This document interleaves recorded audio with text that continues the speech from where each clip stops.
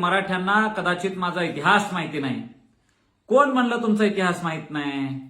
भुजबळ साहेब, तुम्ही रस्त्यात बसून चौकावर बसून भाजी विकत होता. त्या भाजी विक्रेत्यापासून तुम्ही हजारो कोटीचे मालक कसे झाला ह्याचा चांगल्या पद्धतीने इतिहास आम्हाला माहिती आहे.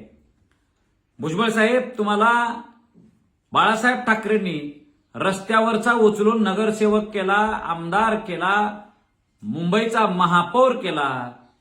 त्या बाळासाहेब ठाकरेंच्या विरोधात टी बाळू म्हणून तुम्ही किती खालच्या पद्धतीनं टीका करत होता हा इतिहास आम्हाला चांगल्या पद्धतीनं माहिती आहे.